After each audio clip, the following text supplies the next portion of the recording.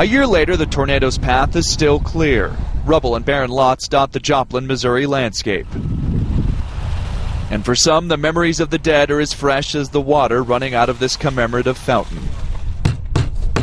But the rebuilding effort is on strong. The storm destroyed many homes on May 22, 2011. But since then, the city has received hundreds of construction permit requests. Doug KEENEY checks on the progress of his new home nearly every day. 6 months ago, you could have looked here and you probably wouldn't have seen maybe even an eighth of the houses and stuff being built here in the neighborhood. You know. The 56-year-old man's house stands out. It's mostly made from concrete, not timber. Oh yes, I've had a lot of friends told me that next time there's a storm coming in town, they're heading to my place. And I tell them the door's open. You know. The construction is meant to be wind-resistant. Contractor George Van Hoesen is building 17 other homes like this one.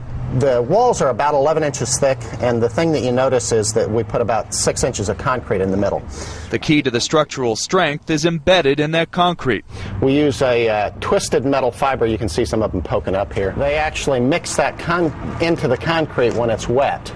And these twisted metal fibers, as opposed to using a rebar, just a steel bar through it, actually almost double the strength of the concrete. This right here will actually withstand a 250-mile-per-hour wind load. It's more stable, too. Wind debris from wood-framed homes often maims or kills. To top it off, Van Hoesen says the house is energy efficient. Those thick walls retain heat in the cold months and cool air in the hot months.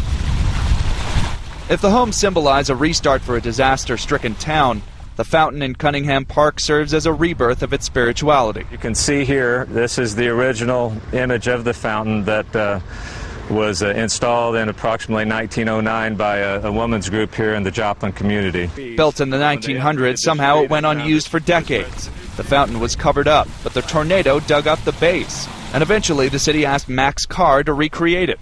I think the fountain speaks metaphorically to a lot of things that are going on in the city. People have been uprooted in a lot of ways. He put on his own touch. Nearby, a plaque remembers the 161 killed in the tornado's path. The spigots themselves tell a story, too. The top level of the fountain has 5 copper spigots, which represents the month of May. The middle bowl has 22 for the date, and then the bottom bowl has 11 to simply represent May 22nd, 2011. A story of a date forever etched in the minds of this heartland city. John Mone, Associated Press, Joplin, Missouri.